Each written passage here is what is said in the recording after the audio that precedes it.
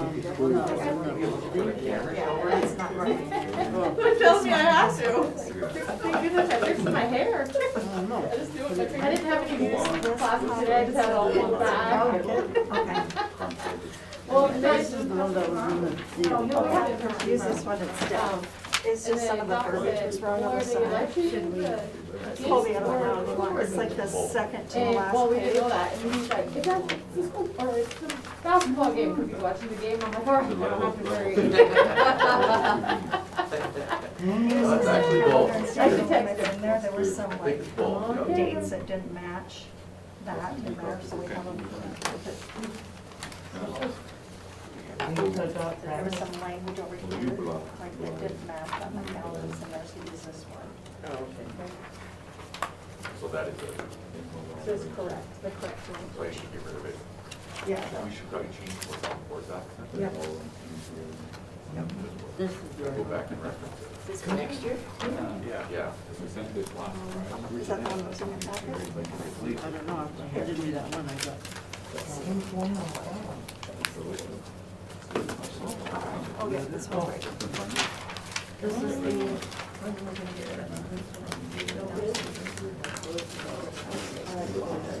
Dude, I was telling her, I have like my brain, I gotta trick my brain. Yes, I'd like to, stop the, zero. That camera can be pointed directly at this again. Yeah, I got it. That's why you live back, because we'll do all the talking. I'll call the meeting to order, it's 5:30. I want to welcome you all tonight. Thank you for coming. First order of business is flight song.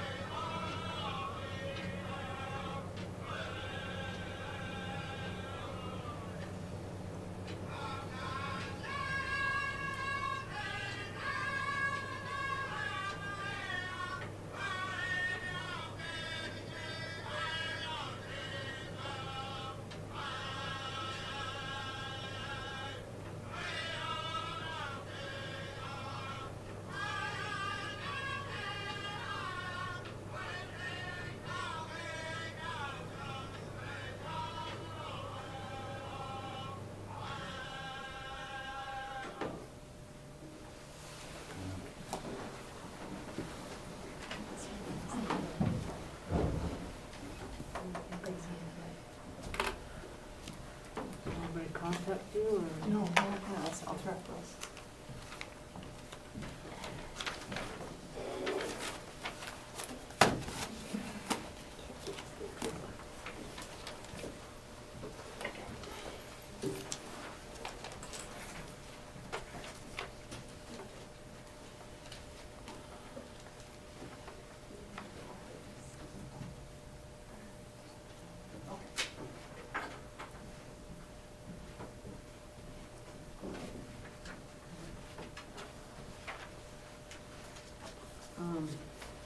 We have no one for the public board comments. We were hoping there would be more here for public comment on the North Elementary property. Seeing none. Moving on to 4.1. Do we have a motion to adopt the agenda? Moved by Michelle. A second. Second by Linda. All in favor? Yes. Yes. 5-0. Reports, presentations. The first report is the superintendent's report. Okay, good evening, everybody. So, we talked about it last time, but we're updating the application process that's online. So Rick has been working with Talent Ed and making the system a little smoother. And the administration is going to have a training a week from today, Monday, January 21st, from 9 to 11, so they're more up to speed on all of the different things that Talent Ed can do for us. Also, Rick will accept paper applications. He doesn't prefer to because Talent Ed, you have to do the password and username, and you don't want to do that for an individual, so then that particular application wouldn't be on the online system. So he will do that, but he prefers that people come in, and he was helping someone today, so he's very good about helping. And I know other administrators had said that individuals have applied in their different buildings. So the nursing staff have continued their work with the RST COVID-19 task force, and they're doing the contact tracing like they talked to us last week for staff and students here. We're using the same protocols, and that's the first thing that's in your packet. It's the protocols that are online and that have been utilized for some time now. So if there's any questions, you can look there, and they're online as well. Nurses are more than willing to ask questions. They have their names and numbers available at the different buildings they're located, or administrators can help, get questions to them as well. The Todd County School District DAG program had a chance to participate in Capital Conversations today in Pierre, and we had one student attend. So they didn't take the whole group up in the current situation, so a student went independently, and we're thankful for that. So maybe sometime he'll report to us on how the Capital Conversations went.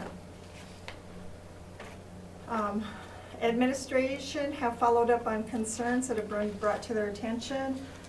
If you notice one, they would appreciate if you would call them, and then they can answer those concerns. They've checked on Facebook posts and looked online at video clips to make sure that staff and students are doing what they need to. So they would appreciate that. End of the 9 weeks is Friday, January 28th. So we need to make sure our students are getting done what they want or what they need to for the end of the second 9 weeks here. Administration set up their next spring chats with Dr. Dekoff, Jane, and Lita last week for the South Dakota Statewide Family Engagement Center. And when I get done here, Jane's going to do a report on the data that we've been collected so far and how well it's going. It's really exciting, a really exciting project. District goal survey report has been pulled together by Daniel, and he'll be reaching out to the different groups with information and what the next steps will be in working in our subcommittees there. Chuck has some information for you as well, but he wanted to know he is available, but he wanted me to relay the message if you have any questions. They have a home game tonight versus Chamberlain, which is rescheduled. Tuesday the 25th, the boys host Winter. Wednesday, January 26th, the girls go to St. Francis. That's rescheduled, and I think that's a 3 o'clock game. It's afternoon, I think, game. Thursday, January 27th, girls basketball at Pine Ridge. Friday, January 28th, boys host Bennett County. That is rescheduled. Saturday, January 29th, boys and girls host McLaughlin. So he has a very busy week. He just wanted you to know that. So. But at our last meeting, we did ask for a plan. It's in here. Updated plan. Oh, okay. It's in here. Yep. So the first thing that you have in your packet is the protocol that's on the website for the COVID-19. The second is Krista's report for curriculum instruction and assessment. She is not feeling well, so she is not here to elaborate on her report, but if you have questions, let us know, and we'll get them to her and she can reach back out to you. And then you have the counselors' reports. The different counselors throughout the district. And they send those into Carrie Reinders, and she compiles them and then sends them on to me. And they're busy as well with all kinds of different things going on. And they're doing a lot of professional development that's really impressive. So next you have Anna's report from Exceptional Ed. They're gonna follow the requirements outlined on the IEPs so that they're following what they need to for the federal guidelines. So some information there. They have a new psychologist that's helping them work through some of the behavior meetings and strategies. It sounds like that's been interesting. So the next paper is the Greetings Families, and that's what went out last week. It was on the live stream, I think it was all over, and then it has live links to the different plans, so families could click on the school that their student attends and then find out what that specific hybrid plan was for that school. So I think that went pretty well. I haven't heard of a lot of questions anyway. Then next is Chuck's report with the activities.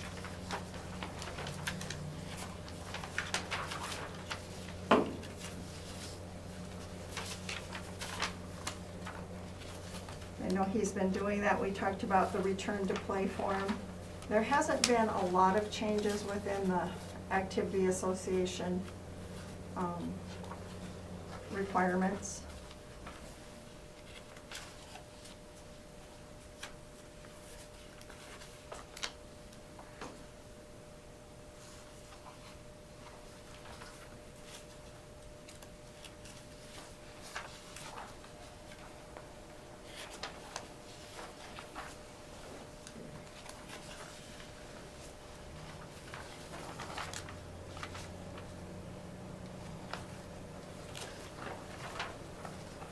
Sure, like I said, if you have any questions, we can come to them to Chuck. I did print out a letter from Lindsay. I wasn't sure that you saw that on your email, so I put that in your packet. And then a couple of the resources that we have are Top 20 training. KeyDog is doing that as part of their school improvement. Lots of professional development for counseling. As you can see, the next one's counseling workshop. Again, we've had a lot of that. I hope they're not getting too overwhelmed. And then Charlotte from SGU, that's the PowerPoint that she sends out and then that we share. So highlighting, the benefits of going to our local university here.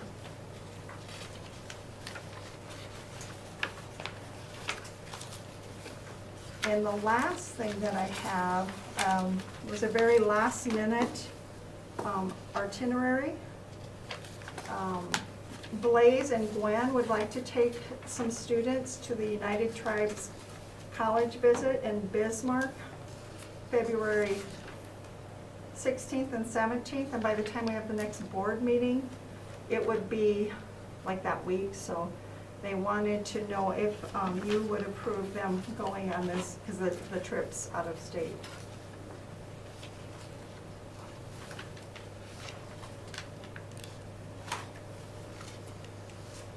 How many students? 14.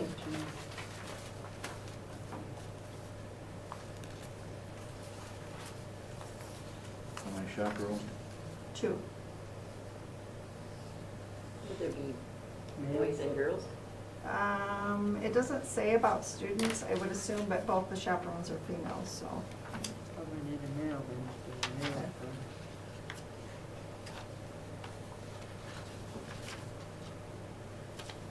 I don't have a list of the students, but I'm sure there's some male students.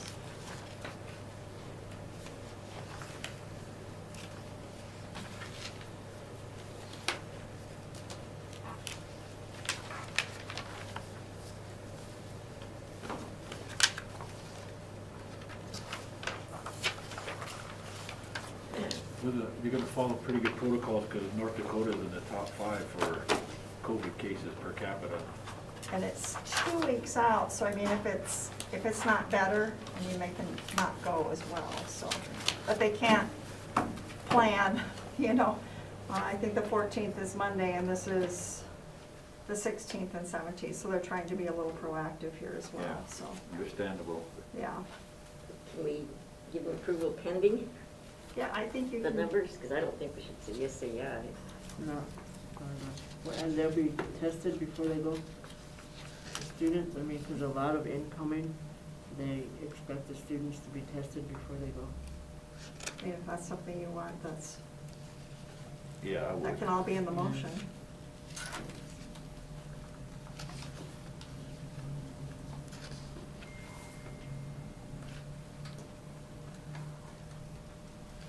They Or do you can't wanna do make this that virtual? Excuse me? They can't do this virtual? I do not know of that. I'm guessing they could do some kind of a virtual, but I don't, without them being here to answer questions, I don't know. We should have been here. Yeah, usually. 16, 17, probably 17 people going. How are you gonna do that, 3 Suburbans? Well, if you get another chaperone, then we could, or small bus. I know you don't have any bus drivers to spare, so Oh, you need a motion now? or before the end of the meeting. Okay. Would be nice if you will consider that.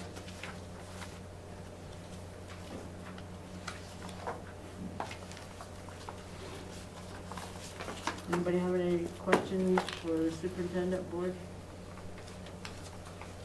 Any word on how the hybrid plans went today? So far, so good. I talked to Mike at the high school, but this was their day, you know, that they did have a lot of kids. Didn't sound like a lot of kids, but All the games are no fans, right? great. I hate to do that, but Yeah. Well, we can always change that when it's appropriate to. on the school calendar, it's always been brought up. The 15th is the last day of the semester, right? Is it possible that we could change that day off, because busing is such a tough issue during that time? December, are you talking? Yeah, they always have the Dakota Nation going on at the same time, Right. and we always lose 1 or 2 bus drivers to that. So it's always been brought up that maybe that Thursday could be taken off as well, I to think ease we've the done burden. like 1 o'clock dismissals too in the past. so. I can address that too. Well, should we wait till it's Till it's- actually on the, On the Okay. agenda? Yeah. yeah. And then, that's an issue too.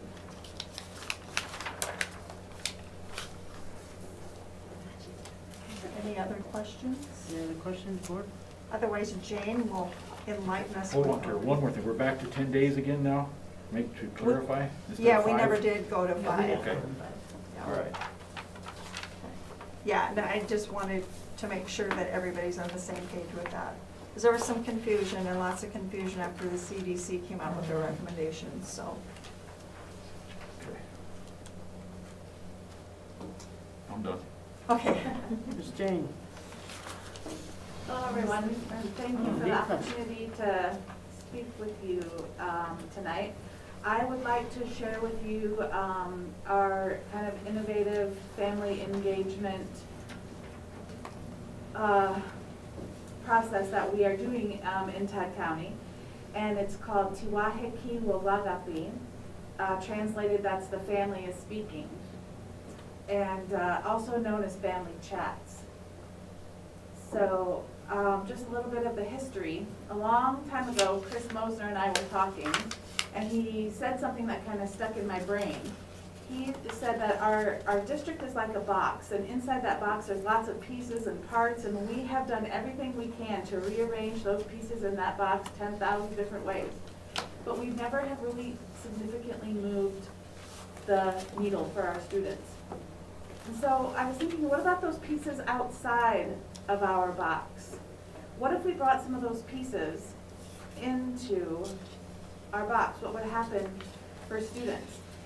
So that's kind of the purpose of these family chats, is to create productive partners, to kind of, Lita talks about a disconnect between community and the school, and we try to want to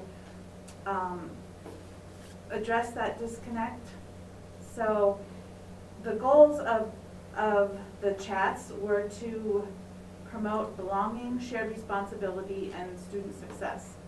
We want parents to know that we are productive partners, we're on a team, it's not a us and them. We are together.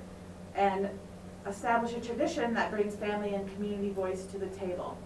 We don't want this to just go away. We want this to become a regular happening in our schools. Please feel free to stop me if you have questions as I go. So in the spring of 2021, we began with 5 schools participating. Now, with the support of Carol, all schools are now participating in the chats. We have enlisted our very knowledgeable family and community engagement coordinator, my teammate Lita over there. And in fall 2021, we will have, we had 6 family chats with 18 families, and the high school had a former student chat with students from classes from the last 3 years. So again, the purpose of the chats was to gain insight into needs of students and families. Instead of just always assuming what we think they need or what they want, we want to get it directly from them. We also want to involve families in their children's educational process. We want productive partners. We want to solve problems together. And this is, as I talk to you about this process, I want you to kind of be thinking about this particular bullet point, how we want to welcome and honor, we call it varied voices. We have some parents that we hear from a lot and we love their input, but we have some parents that we never hear from. And we want to hear from everyone so that we have all the perspectives. So as you're listening to my presentation, if you can kind of be thinking of ideas for us, if you have any, of how we could get some more varied voices to the table. So this is the perspective that the family chats come from. We don't want to know what's wrong and how do we fix it. That we don't want to come at the chats from that angle. We want to come from the angle of what is possible and how do we create it. What are families' ideas for how we can improve their children's education and how can we make that happen, working together. So the family chats really shifted how schools communicate with families. It used to just be informational. Oh, this is when our games are. This is what we're doing in the classroom. This is what I'm telling you, all this stuff. Now, with the family chats, it's more invitational, where we are inviting families to give us ideas. We want them to share with us the good and the bad. And administrators' roles during the chat is to strictly listen. Yes, Deb? So how do you go about doing these chats? Is it a phone call or a meeting or what are your Did chats? I pay you yet? Because I think I owe you money because that leads to my exact next slide. Good lead in. Oh, sorry, 2 slides away.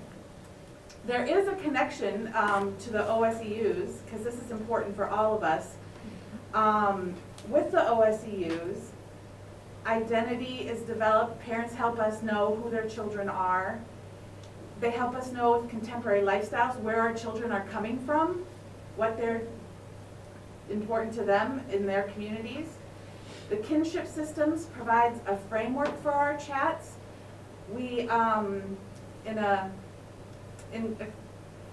enable to continuously improve, we have added an elder to our process, where we invite an elder to give kind of a opening thoughts and encouragement before the chats. And then the chats are kind of based on the values of the Ocheti Shakoni. We kind of are learning about their community. Again, not just assuming we know, but hearing it right from them. So, what Deb was asking for. Before the chat, Lita and principals meet and they generate a list of families to invite, with the goal being trying to get voices, varied voices from all parents. Then Lita or the principal calls up the people on the list and say, hey, we're doing this family chat thing. Would you be interested in participating? And if they say yes, Lita, would you say most of them say yes? Most, Yeah, most? after, yeah, when I, with that initial contact, Yeah. oh, I'll let you carry on. Okay, so then Lita collects like email addresses and phone numbers, you know, best ways to contact them. So the district contacted them first. And then South Dakota Statewide Family Engagement Center, sorry for the acronym, Statewide Family Engagement Center then contacts them with the specifics of the event. Like, this is where you're gonna go to get on. This is what's gonna happen. This kind of getting them comfortable with the process. The reason South Dakota Statewide Family Engagement Center does that is because they are facilitators. We have outside facilitators, so the district doesn't see, again, it's not so informational, it's more invitational. We're both in the same playing field, families and the district. And then there's a third contact right before the meeting where they contact with a little reminder. Is your technology okay? Do you know where the link is? Are you all ready to go? Oops, sorry, I went. Anyway. Then during the chat, this is kind of the basic process. It starts with South Dakota Family Engagement Center facilitating. The principal is there, and this is about the only time they get to speak twice, but this is when they get to welcome everybody. And then we have an elder that gives a prayer or words of encouragement to kind of set the tone of the chat. Then SFEC kind of gives a history of chat, and then we have created an anonymous Zoom poll. Because these family chats focus on the specific schools, we wanted to kind of collect some data for a district perspective as well. So we kind of asked more broader questions, and that's just a simple Zoom poll where they go in and click yes or no, A, B, or C. Then the meat of the meeting happens when there are 2 or 3 guiding questions with open discussion. The principals and SFEC decide what kind of data they want to gather, and they ask the big questions, and principals, some schools have some counselors attend too. Just sit back and listen. Then there is closing questions with, you know, what did you think of this experience? Was it good for you? What, you know? We also have Shiloh over here, who, by the way, was a parent that participated, so she could maybe ask some, or answer some questions as well. I can. I also help get all the high school kids rounded up too for the high school, so if you have questions there, I can help with that too. That was the former student chat, thank you. Yeah. So then after the chat, SFEC leads all the staff that were there at the meeting. It's a Zoom meeting, it's been a Zoom meeting, did I say that? So far. And we kind of debrief what we learned, we go through this whole process. Then this is these red bullets here are what we're working on the most right now, is what we're trying to beef up right now, is that the SFEC gathers notes. They take meticulous notes while this whole chat is going on. And so now we're working with them and with the schools to create a process for sharing that data with staff and coming up with action plans. Because the last thing we want is to have these family chats and gather family data, just say thanks, and then go on and do our own thing. We want to use this data and act on it.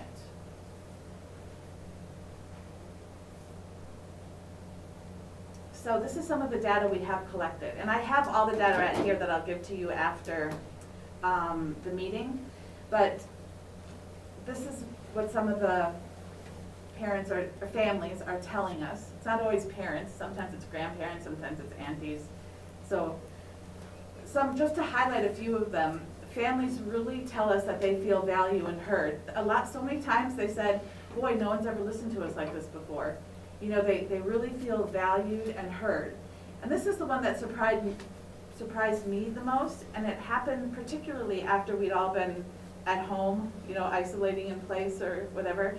They really liked to hear that they weren't the only ones going through this, that they had common experiences and were going through some things that everybody else in the chat was too.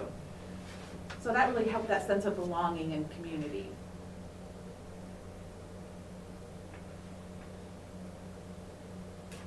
Both families and school leaders say that chats are a positive experience and provide the potential to engage more families. Again, if you have ideas, I'd like to hear those at the end of how we can engage more families. Families want lots of different things. These are just kind of some of the main ones. But in particular, they want our teachers to know their students first as people and then as learners.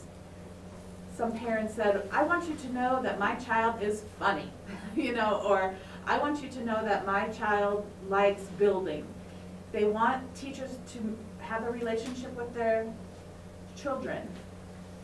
And then parents that did come to the Zoom meetings said there are people we haven't heard from that need to be at this table. They also recognize the need for varied voices at our family chats.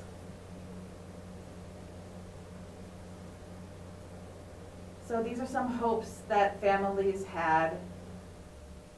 Of course, they want to help us and contribute to the success of their children. And the data shows that they want action based on data. They just don't want flowery talk. They want action. And again, varied voices at the table. They hope to get more people to come to these meetings and participate. So what's next? We have chats coming this semester. We want to involve school staff in analyzing the data. We're working on building that up. We're going to present this data also to Tribal Ed and try to get their ideas on how we can get more families involved. We're also working with SGU and to get some class participation, like some of the people attending their courses to participate in some of this family chat, and a data review with the admin team. So now I have my pen ready. But how can we involve more families, especially those varied voices? Do you have any ideas for us of how we can bring more people to the table? So how did you go about reaching out to the people that you've met with so far? How did you come up with your lists? Did you just? So at the high school, how did you do that, Shiloh, when they got the former students? So for the high school with the students, Mr. Perner and Mr. Hammer approached Natalie Johnner and I, because like with JAG, I have to follow kids for a year after they graduate. So I had a lot of contact that way. And so I reached out to a lot of the kids, and then I'm in contact with a lot of the kids. So we reached out to them saying, this is kind of what it is. If you're interested, let us know. And we need, you know, a P.O. box, a cell number, and an email. And then we did a spreadsheet and shared that with Mr. Perner and Mr. Hammer. And then I also let them know that Dr. Dekoff would probably be contacting them as well as Mr. Hammer. And so Mr. Hammer contacted the kids, and the ones that said yes were contacted, and it was very simple, just me reaching, and Mrs. Johnner reaching out to the kids and asking. Then during the chat, the former student chat, we asked them, hey, would you be interested in bringing a friend next time? Thinking that they might bring someone which would also get more participation. Or we've also created a question, one of those 2 to 3 guiding questions that said, you know, some of your friends who maybe were not so, didn't have such a great high school experience are not here. What do you think they would say if we were to ask them? So it's kind of secondhand knowledge, but still good information for us to know. And then how we chose the families were, Lita, did you want to talk about how you worked with the principals to do that? Well, I'm just gonna keep it real. A lot of the schools, the principals, you know, the key word here is varied, but in working with this process last semester, you know, I struggle with that because I don't know how much varied voices we actually got. And I know this is a process, it's gonna take a couple of years. And even to do it like this, to me, this is like a guiding tool. Because in essence, if you guys really think back in history, we've never allowed the parents to speak as a school district. And the history coming down, you look at who was in control. And always, they knew what was best for us.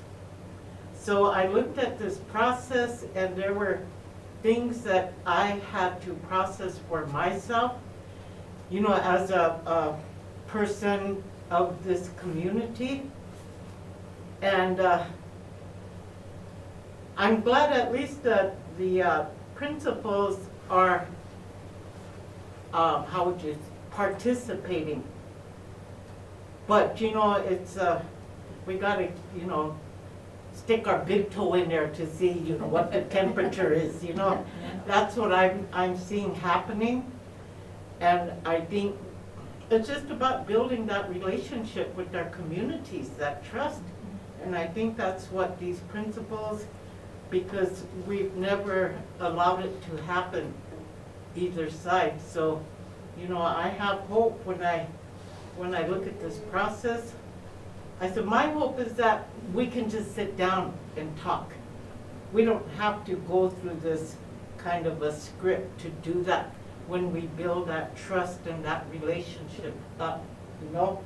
We don't have to have any kind of, it's just like that fear. We're afraid to interact with each other. That's what I see happening. So I hope this semester, and I'm really trying to encourage people.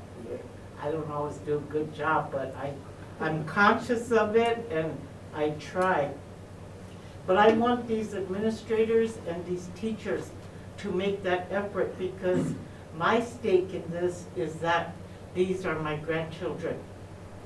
What can we do to make it better? And sometimes, like, I might have to be real honest about it, but it's time. You know, we just can't keep working with our heads in the sand and wondering why our test scores are low, why our children aren't reading and writing where they should be. And we just need to, you know, overcome that fear and work with these parents. And one thing throughout this whole process, what I'm seeing is the value system. You look at the administrators and the teachers, and you have to always be mindful, you know, what baggage they have, what are their values. And then again, what are our values out in the community? And we have to define those, because my values out there, and you guys come from your own communities, and this is that disconnect that Jane mentioned.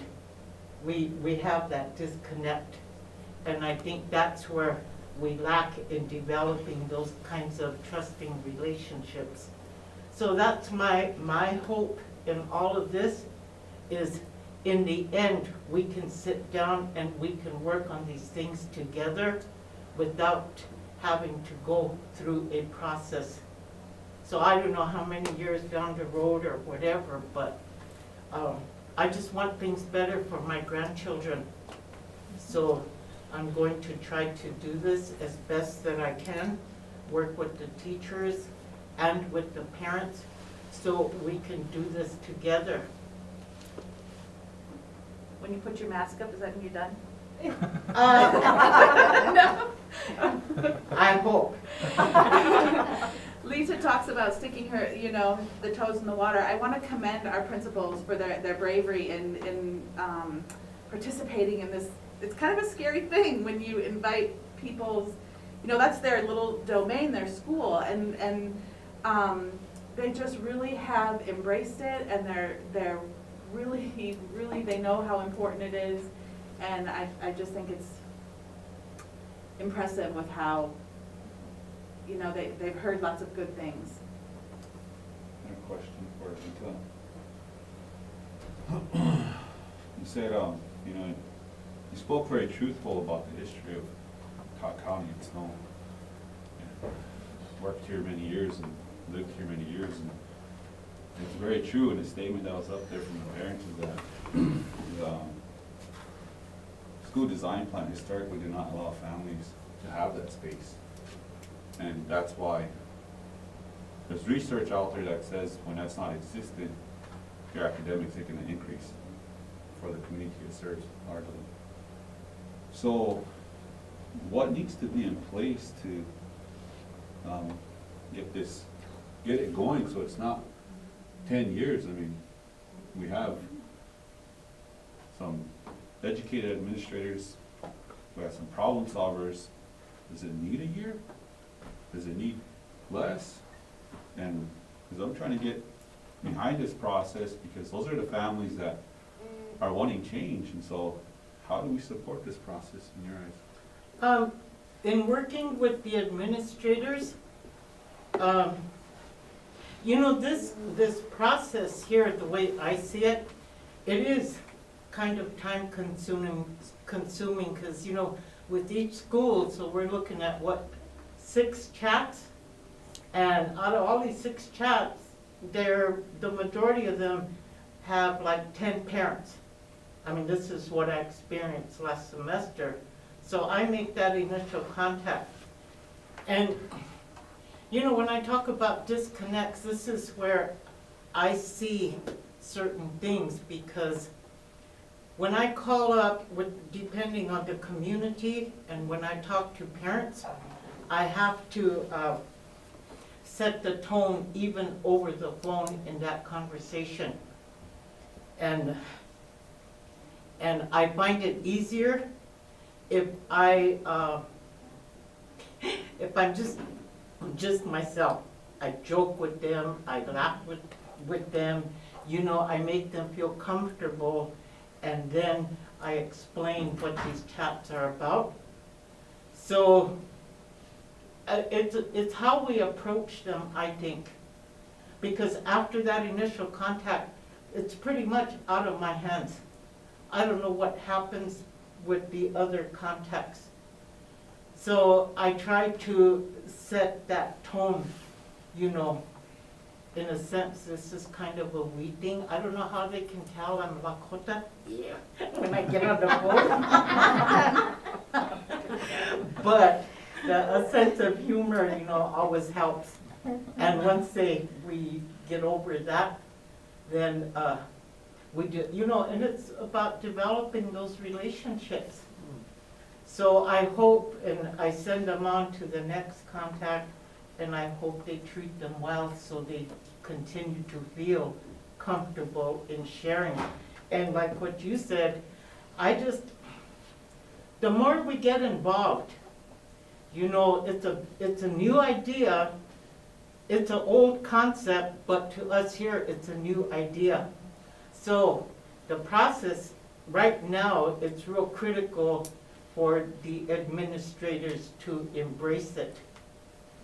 And once they do it, and again, it's like, I went to those meetings with Peg, but it's like handling them with kid gloves. So you don't push them away, you want them to want to do this.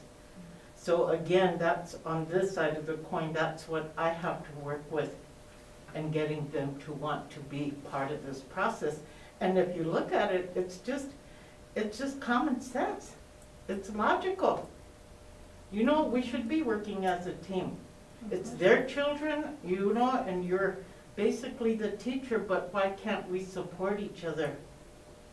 Why can't I hear what you're trying to say, what you think is best for your child? Because as a teacher, I don't always know what's best. You know, we need to get over that as teachers and as administrators. So if they can get on board, the process will go way much faster. But again, it's about developing that trust with those parental relationships, community relationships. So, you want to come with me? We'll go door to door. Well, and I'd like to add to that, if you don't mind. I've actually been to 2 family engagement meetings for Rosebud Elementary, and Lita said the last one had 10 people. We did have a lot more. The very first one, there was three parents, that was it. So there are more coming. I mean, I've invited parents, so parents are inviting parents and talking about it. The nice thing about having the family engagement people be the questioners, the mediators, is it kind of gives that neutral ground where they feel safe to speak. And there's not gonna be retaliation against my child or some type of thing. Because the administrators are there, but they don't talk at all. They don't get to say anything. They don't get to respond.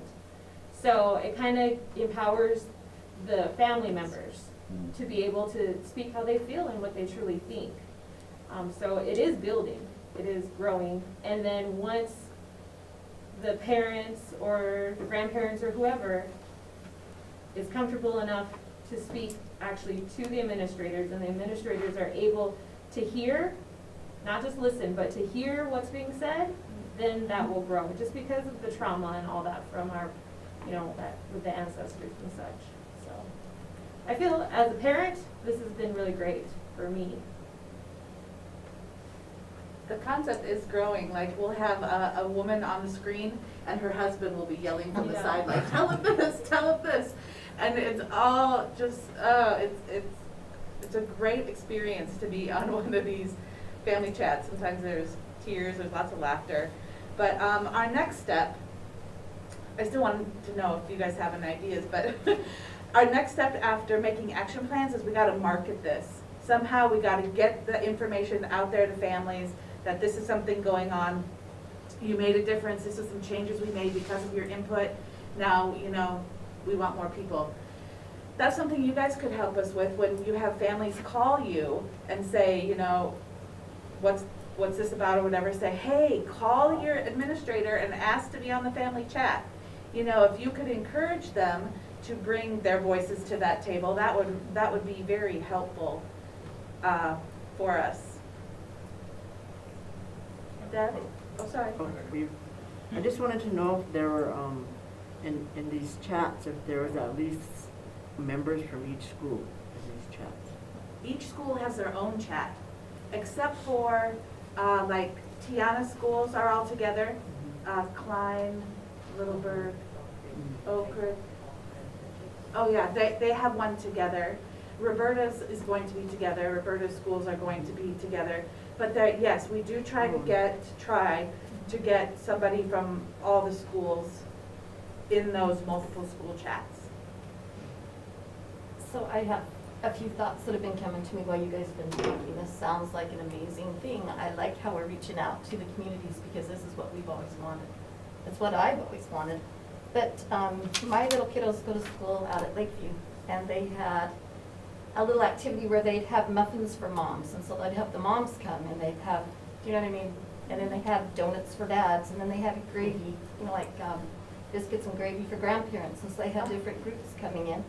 But we also have all kinds of families. You have single parents, you have single mothers, single fathers. I mean, you know what I mean? You could have small groups. Sometimes big groups are good, but if you really want people open up and talk, sometimes small groups are really good.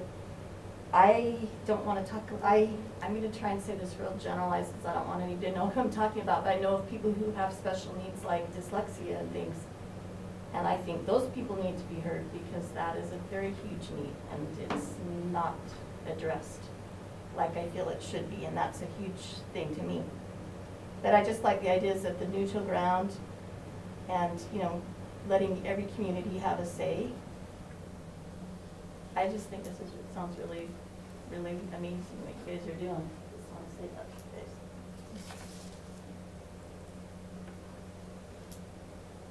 I think you guys are on the right path. I think you're on the right path. Sounds really good. It's gonna take word of mouth really to make this popular. I really agree with the trust and honesty issue. The social media part of it, I think, is a plus. People are less inhibited than sitting around in a group like this, you know? So I think that's a great issue there, just to keep it that way for a while. But I like the ideas. It's the first we've heard of it. I have anyway. And I applaud you guys for what you've done so far. I think it's gonna do wonders for the school district. We did have a mom say, you know, if this would have been in person, I wouldn't have said a thing. But because it's on the computer and they, you know, so we were also thinking that maybe we should give them choices. Hey, we have a live one or we have a recorded one, you know, which one are you more comfortable in? You know, we want to give them as many options as possible to get more data. I didn't mean to break in, Deb, I'm sorry. My question was, after listening to Michelle, do you pick topics for them? Like, you know, she mentioned, you know, some of her topics. Do you pick the topics for them to talk about, or do you let them choose what they want to talk about? So we have guiding questions. So one of the guiding questions, oh shoot, Lisa, can you think of them off the top of your head? One of them is what's working well, or what's something you want if you could tell. Well, in going around with Peg this past few days, each school develops their own questions, you know, to fit the needs of that school. And so we're getting copies of all of the questions for each of the schools, because they're all going to be varied, but the principals got to develop their own questions. And we try to make them open-ended, you know, so they can, but we have had feedback before that can we just talk about stuff? Or, you know, we have had that feedback in some of our chats. We're starting with admin trying to gather some feedback on certain topics that they want to improve in their school. You know, I'm drawing a blank to what the questions are, sorry. But, do you remember any of the questions that you were asked? I know for us at Rosebud Elementary, one was, what are we doing well? Like, what do you think we're doing that works for your child? Another one was, does your child feel safe, especially with the pandemic and all that? You know, and then they were open to suggestions about how we would like the school to approach and different things like that. So like Jane and Lita said, it's mainly because every school has different needs and needs different strengths and weaknesses. So yeah, the admin and I think the teacher, the BLT people come up with kind of the questions, but they're not really like attacking kind of questions. They're really good input. I need your input questions. We want to make our building better for your child. So yeah, you don't feel attacked or that as a parent I'm not doing well. It's what do we need to do to improve? Yeah. And I know like for the high school, the questions were, because they were graduates, recent graduates, it's like, what classes do we need to work on? What skills do you need to work on for college or career readiness or life readiness? Because not all the students were in college. Some were at work, you know, had jobs. Some were just kind of like in limbo. So they had a great plethora of kids there, or young adults. They're not kids anymore, but you know. So yeah. This was the paper that Peg and I took around these past few days, and it's TCSD Family Former Chat. This was for the high school, but it's a question bank. So based there's sets of questions that the principals can choose from. And it's like, if this is for the high school, then it says, continuous improvement. Like, I wish the principals knew something the school could improve on, something the school could change is. I wish teachers would. My child would be more successful if the school would. So you just fill in the blanks, and they could pick. So I think we have like 3 questions, so these were all tweaked, you know, how the principals wanted them tweaked, but these were basically the guiding questions, and they could. Do those questions kind of tie into our district goals? You know what I mean, so that we're all working on those same things? Well, the main one is the I'm not partnership. sure. Yeah. Not Right. intentionally, but in a roundabout way, I mean, they do, like, how safe is your child, is social emotional, you know? Were you prepared, for life outside of high school? You know, how can we get more parents to the table? I mean, in a roundabout way, they definitely are. I never really thought about that way, but that's a good insight. Because then that would give us data when we need to collect things, to find out where we're coming with school improvement, and whether we're meeting our goals. That would sure help to.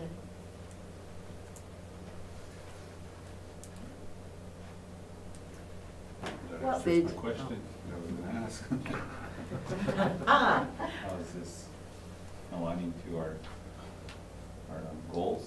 And then, just, what's the implementation plan look like? So families can see what their input, how it's being used to inform the academic, cultural, local emotional. well, there's like 5 areas, and let me just tell you what they all are, because then they had questions underneath.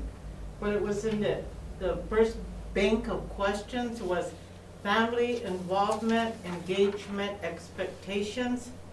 And 2 was continuous improvement. 3, identifying, meeting students' needs. Perceptions, and underneath it just is, what are public perceptions? What's the word on the street? Missing voices were a theme from the fall chat. If those voices were here, what do you think they would share? And then the last one is, this was the high school former student chats. So those were the banks of questions that were asked. And I'm not sure myself. I think that once we hear the parents' voices, once they have input, and we can improve on some things, it just seems to me, it's just logical that they would tie in with those. Because basically, it's just all about being a good person. You know, for all of us, we need to sit down and listen to what the parents are saying in a good way. And they'll learn to communicate with us too and have dialogue in a positive way. Whereas before, I think we were all too afraid to step out of our comfort zones. And this just helps you to do it, I think, in a positive way. And eventually, we can get to a place where, you know, once we know what we value, we'll all be on the same page. Mask up, I'm waiting for the mask to go up so I. I'm gonna sit here like this. No, I'm gonna keep it up, and I'm gonna go home now. But if you guys have any ideas, or, you know, if you could just help us spread the word, that would be fantastic. I got a question for you. Yes. In your sessions, do you ask the parents how they feel they can improve how we reach the students? Because in my opinion, we're still at Carlisle School. We're still being told how we're supposed to learn, and we don't know how to accept that information yet. My parents grew up, my dad was in the military school in Nebraska. My mom went to St. Francis Mission. They were told how to be taught when they really didn't know how to accept that information. I still think we're there yet. So is there any way you can put that into your itinerary? How can we improve reaching these students in a non-way that we're doing it now? Those graduated Todd County students, they were very upfront with us. They were very honest, and in a gentle way. You know, they would have lots of input into questions like that. You know, what were you prepared for when you were out, and what weren't you prepared for? Now, I think, Tim, you were talking more about like teaching strategies and Yes. how to best. Dr. D always says, you are the doctor of your child's education. You know your child better than anyone else. You know, so that's why we need to bring those pieces into our box, because we want the experts on our side, you know? So we have to get to that information with our big toe in the water, or the whole leg. I was gonna say, you asked for our voices, you asked for our thoughts, and our thoughts are is, I'm a parent, I wanna see it in your plan. If I see it in your plan, then I know you're listening to me. If I don't see it in your plan, it's chaotic, it's secondhand language, you're not listening to me. But if I see it directly in your design plan, and when my kids go to school and they actually see it in their curriculum, then I know the school is listening to me. So, that's just to make it clear, we are sharing our thoughts, we are giving ideas that how to make it so that our relatives know that we respect and lifting up their voices. Thank you. Appreciate the work. Yes. I'm really encouraged by this product. And I think that was part of our conversation with Dr. D when she was here last time is, you know, we have that information, but if we don't do anything, then it's the same as it's always been. So what are those action steps going to be so that families know that we've listened to them and we're acknowledging, you know, what they're telling us. So that is a conscious part of, you know, the conversations we're having, because we're focusing on that at the admin meetings as well. So we're going to keep working on that so they know it's important, and that, you know, this is some of the most exciting work that I've ever been part of, as far as, you know, I've been here a couple of years, but this is, to me, almost something we've been missing, that, you know, let's listen. And I think Shiloh said it the best, is you can listen, but you also have to hear. Mm-hmm. You know, I can acknowledge listening, but, you know, if I hear something, I'm going to put it in action as well then. So it's very exciting. It is. I think it is too. Yes. I want to thank you for that, because, you know, it's not easy empowering parents to trust and use their voices. I mean, it's like, you know, that's one of the hardest things, is, you know, is to involve parents.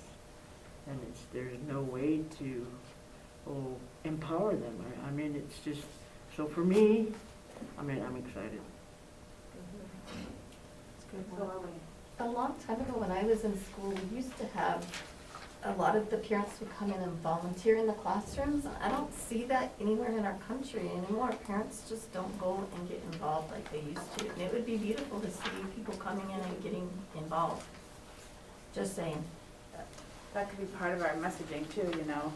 There's lots of different ways to be involved as a parent. What is important to you may not be important to me, but we need to give them all kinds of options. Yeah. What I have here is just the data from the fall chats. There's also the Zoom poll questions and stuff in there. If you just want to read it. Do you want one, Carol? Okay. And if you have any questions after reading it or any input for us, let me know. We want this to be the best process it can be, so any help you can give us would be very appreciated. Once again, thank you, ladies. Yes, thank you. Important work.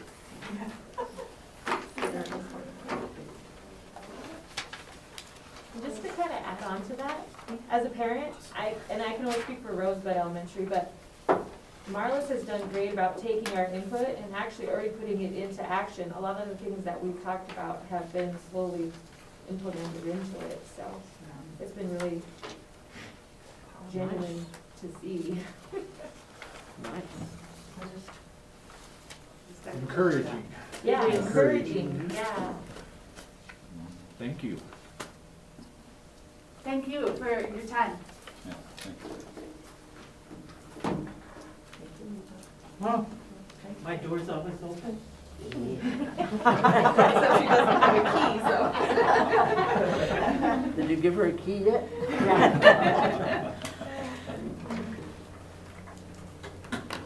Moving on, number 7, consent agenda. Moved by Linda. Second. Second by Sage. All in favor? Yes. Yes. Yes. 5-0.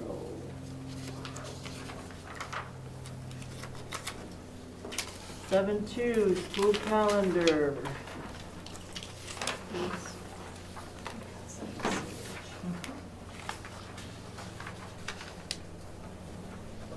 Do I get to speak?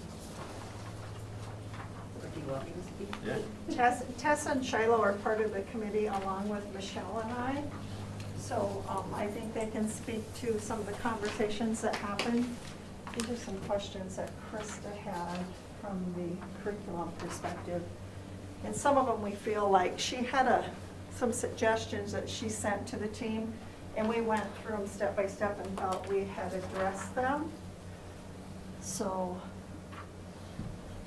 So earlier this year, we heard Chuck say he wanted to run buses to get kids in here for practices. That's why you see the earlier start. We also heard high school teachers say they wanted to end the semester at Christmas break. For years, we've contemplated this, but it just never happened, and we wanted to try it, just to see if it would make a difference for those kids, so that they weren't taking off for L&I and having, work to be finished, and then 3 more weeks. It's a clean break, they're going to L&I, the semester ends, they come back after the first of the year, they start fresh. So that was the goal behind that. You'll notice that the first semester is a little bit shorter. There's 38 days in the first quarter, there's 40 days in the second quarter. And then in the second semester, it's 46 and 43. What else am I missing there? Also in the first semester, I think, to go to the in-service days for the new teachers, it's a burnout to have 5 days straight of, like, they're so overwhelmed already and ready to get into the classroom, and then you throw all this stuff and overload, and then it's like, what did I get into? I'm not gonna be able to do this. But there are days throughout the school year where they can still have that time for in-service in the building or wherever is needed to get the learning in that they need. Also the early start, not just for athletics, but I feel like, I hate to say we're behind academically, because we're never gonna catch up. We're behind anyways. But it helps us kind of get the kids back in, get them to a stable environment, get fed earlier, and get some instruction time going before, especially after the summer. We'll be out at the end of May, let's get them back so they can kind of keep some of that going as well. We left stuff in for Rosebud Fair. The parent-teacher conferences are before the end of the quarter, if you notice that. The reason for that is, as a teacher, that gives me time to speak to the parent guardian and say, okay, they have a week to get this up before the end of the quarter, before the semester. Instead of having it after, so that way we can be proactive instead of reactive kind of approach to that. Tim had mentioned, busing for L&I that week. there are, and I'm thinking they give you guys the calendar definitions as well. There's enough time in there for like gift of time days. So if the high school wanted to use one of those days as a gift of time day, that would help with busing. You know, because LNI mainly affects the high school. Yeah. So that would help that way. You know, so there's a lot of options in there that benefit the teaching staff and the administration and the students, I feel, in this calendar. With those 3 gift of time days, administrators can collaborate with Krista to get some of these trainings in that they need. Plus, if she works collaboratively with the building administrators, there's those in-building days that she could work with them to get some training done.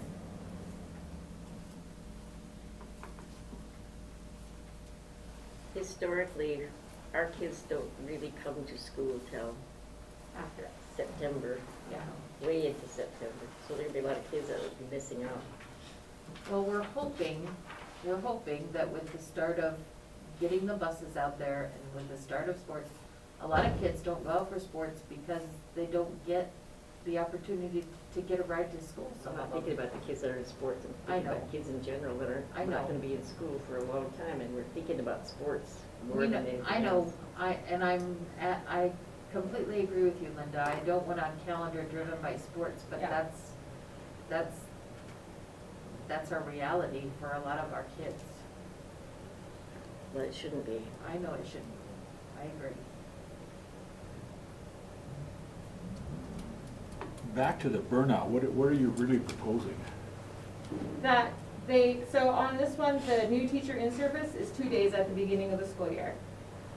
And then the building level in services are that first week. Because traditionally, they have, 4 or 5 days of new teacher in service. So we kind of wanted to scale that back just a little bit at the beginning of the school year. Not take away, but kind of alleviate the stress. Yeah. Yeah.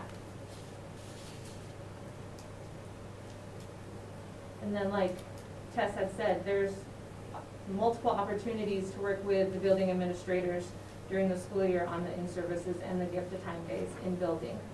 Because what the high school needs is different than what HEDOG needs, you know, on those days, so. If we're going to do that, I would like to see, in the past, we used to always hand in our agendas for our training in services stuff. Because right now, it sounds like a lot of people just hang out, or they'll have some collaborative meeting, but there's a lot of just talk. I would like to see it be really effective if we're going to do that.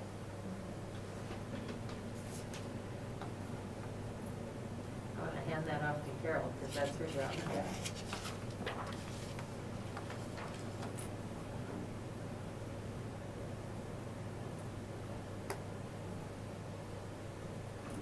And there still is that OSCU plan for scheduling.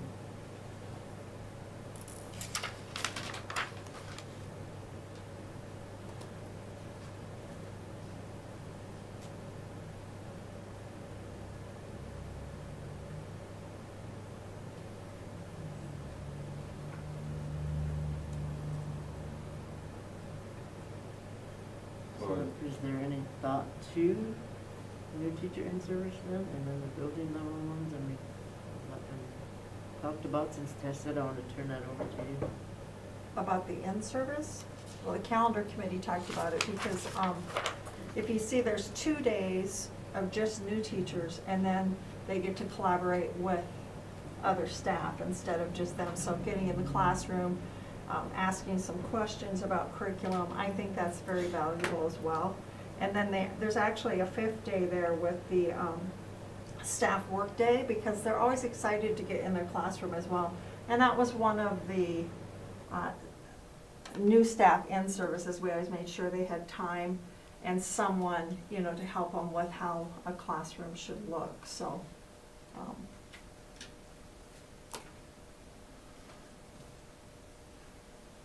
Most of the schools I see start on the 15th now.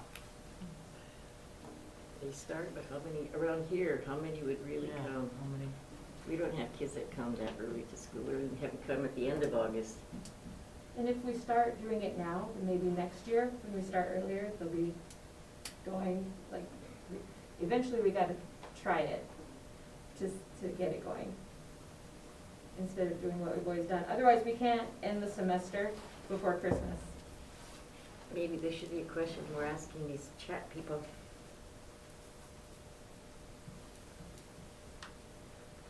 We're assuming for them that they're gonna like it and that they'll send their kids.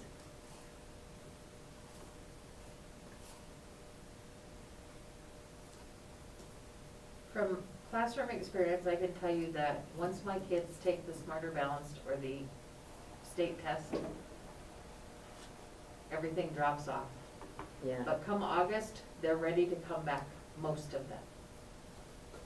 And I guess I'm kind of thinking like Shiloh, we don't know until we try. It's just like anything that we do. We don't know until we try it and implement it and see how it's working. My question for the calendar committee is, looking at the PD and the amount of professional development from, you guys worked at the curriculum director, right? She gave us. You guys, Yeah. so. Yeah, she didn't make it to the meeting, but she gave us stuff, yeah. So what's your answer for, if you're done, and you guys probably, I know for sure, Tess, you were in elementary, and most high school, right? Mhm. Yeah.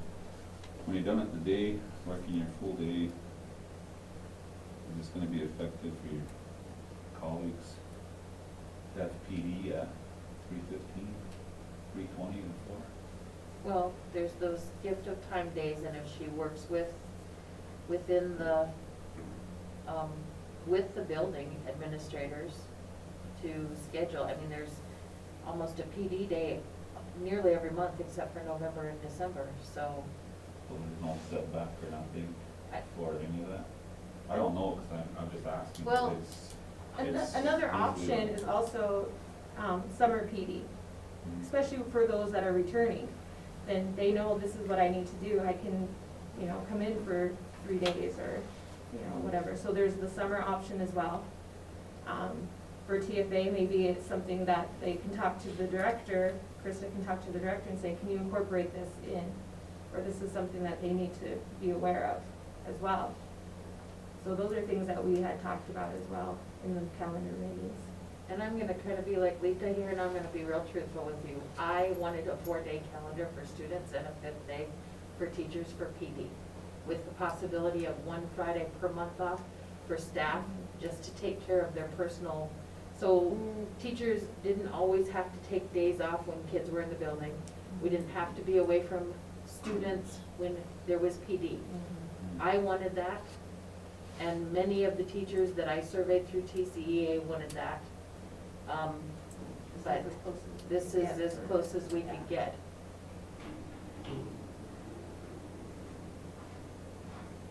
I know there are 4-day calendars out there for students, but trying to fit one for our communities, it was difficult. I don't want to extend a conversation, or I probably should have went to ask a lot of questions on this, but it's really important to me weighing in how effective our strategies would be in preparing our teachers.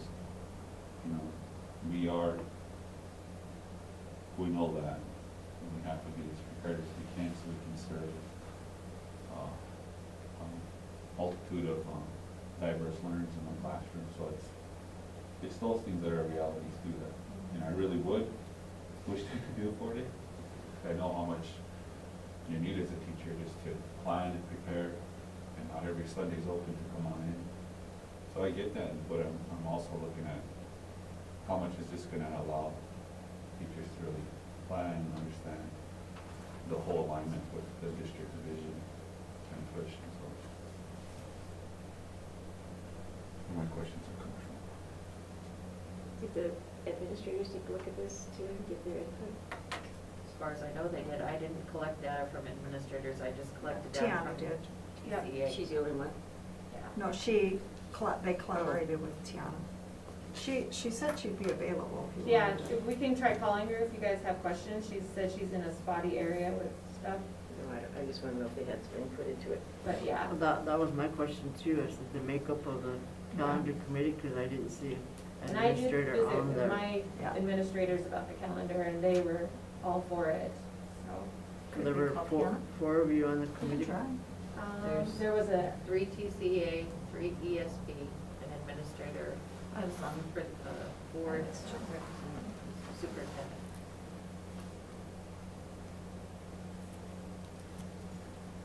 And I think representative wise, I think. Barb was overall- also on there. What's that? Barb. Yes.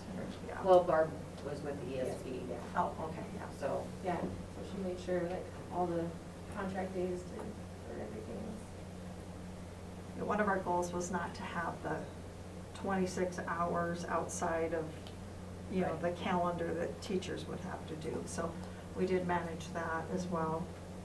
Because that becomes a nightmare trying to figure out, well, I worked these many hours, and I worked this many hours, and I worked this night. And so this way, all of the contract hours are within this calendar. Tess, I'm glad you brought that up, because I had mentioned it before in the meeting about the 4 days school. I would be in favor of it because I see it working around us, all around us, it's working. It is. It would be an opportunity to schedule those long-distance sports events on Thursday night, Friday night, and Saturday, if that's the direction of the 4-day. And to be the devil's advocate, if we did a 4-day, we would have to start this early. Yes. To get all the hours that we need in. So this might be the leeway into that. And if you look at the schedule, it's almost every other week that we have a 4 and then a 5-day. Yeah. So, and most of the days we try to have on Fridays off, because that's when Head Start doesn't have school, so the older children would be at home with them, so parents didn't have to worry about babysitters and daycare and such. So we took a lot of the community involvement, participation stuff, we took that into consideration as well. I think it'd be beneficial to everybody. Except people are gonna say, they don't get fed that 5th day, that's always been an argument. Yeah. I think we could do some, you know, like this is a step toward that and do some, you know, anywhere I've known that's done it has really done a full year of, you know, listening to concerns and doing community meetings with that. The other thing that I see is, you know, we have some Monday holidays that are in the agreement, so would we want to change those to Fridays then, or, because in the past, we've had school and 12-month employees were on vacation, and that didn't work very well, so.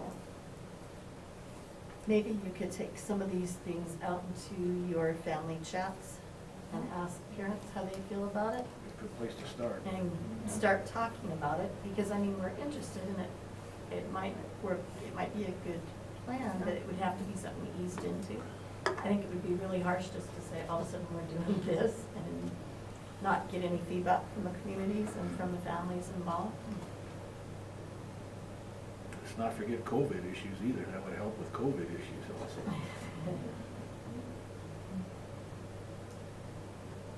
What's the deadline on approval of, Excuse me? what's the deadline for the approval of our calendar? It just has to be to you guys by February, so. Right, Tess? It has to be approved by February, that's all I know. February what? One of the meetings in February, I'm not real sure if it's the first one or the second one, but I think it's the first, actually. is it the first one in First. February? So, It just come out pretty quick. So we- Well, President, what I would like to table is based on if we can get more information from our curriculum director to see if she can work with the principals to see how they're gonna provide all the PD, like a plan for that, so that it's more, or just so, like, it just concerns me that there's a statement based on her concerns, and she's our lead academic. Tiana's message. Well, then we still have time before then, so there are a number of things that we do have to talk about at a work night. We could certainly have, a work night soon. You know, we could certainly have Krista be one of them that come in, because we have some executive session stuff we have to deal with. And then, we do need an executive session tonight, of course, but, Yeah, I if we- agree. If we could, I totally agree with that, Sage, if we could. Also, there are 11 extra student contact days in here. So we're beyond the student contact days, so if that's something, you know, like, we could build maybe that in later for the curriculum stuff as well, you know? Yeah, so we made sure there were extra days in there for that, especially like that first semester, if we have like a freak storm, then we are able to move the semester without any worries about minutes and hours and such. So. And we're not trying to drag this on either way, No, not yeah. passing or whatever. Yeah. But a work night would be, you know, a way to have that conversation with Krista and then go from there, because we do have some other issues. Do you want calendar committee members there when you have that conversation or not? I think that'd be good, because then we can get. I mean, And because then Krista. we can all Yeah. and listen and Krista. hear and. Yeah. I think it'd be good to have the principals there too, so we could Yeah, hear so from we have them. a lot of That's a chance voice to we haven't see heard and from we have a lot them. of voices. The more the merrier. Except for social distancing. What happened to Jim? Well, we do have a number of things to do on work nights, but to get this, what's the date schedule for calendar? So Because the we do have to 13th take is this. your next meeting, isn't it? The 14th. Oh, excuse me, I'm sorry. So the board meeting's on the 14th? Yeah.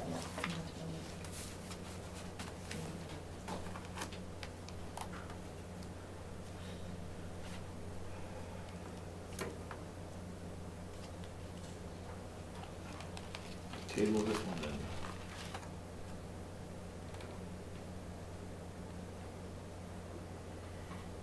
I think the sooner the better. Yeah. I agree. Today's the 24th, if we do it on the first week of February.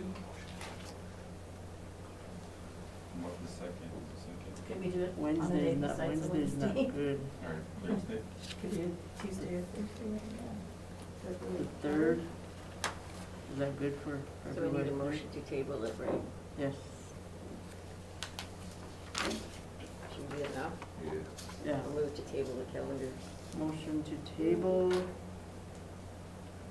by Linda, Second. second by Sage. All in favor? Yes. Yes. Yes. Yes, 5-0. Now, And the then- calendar committee met at 4:15 previously, so I'm just throwing that out because, you know, they're long days. February Just- 3rd. When you get your dates, just send it to me. February 3rd, let's do it February 3rd and What time? Depends if you're in charge. can we do it at 4:30? Yeah. Yeah. Yeah. So, Yeah. yeah. Okay.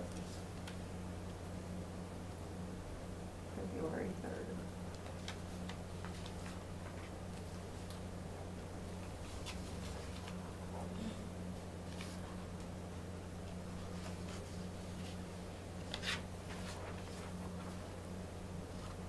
So in the meantime, calendar committee can have your get-togethers and bring forth Krista and go from there. Thank you, girls. Thank you. Thank you, Linda and Carol.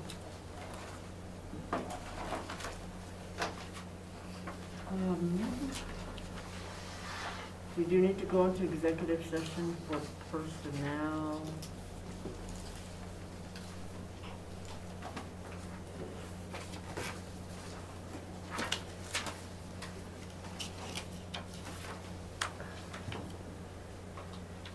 need to do with that student. Yes, Yeah. we do. They could maybe, The- we could make a motion and then, and have them come on the February 14th meeting as well to give us an update on chaperones and, Yeah, Yeah. that would be really good. Okay. Yep. You bet. so we table that too. Well, there was no motion on the agenda, there was a motion. No, there wasn't, because they just brought it over to me today, So you just let them know they're okay. Excuse me? Like all the ideas. You'll let them know. To come. Yeah. Can they tentatively make plans, and then the 14th, we'll discuss current Yep. situation. Okay. Get us more information. Okay, Blaze and Glenn. You can tell them the information that we talked about. Yep.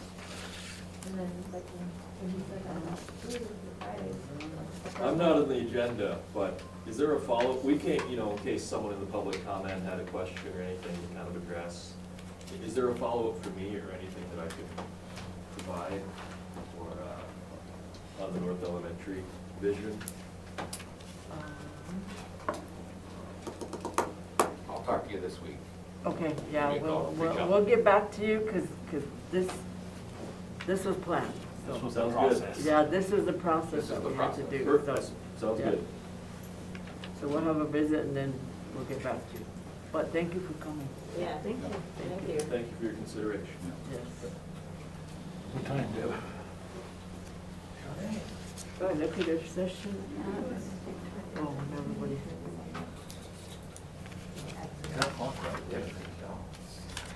So I actually. 7 o'clock. 7 o'clock.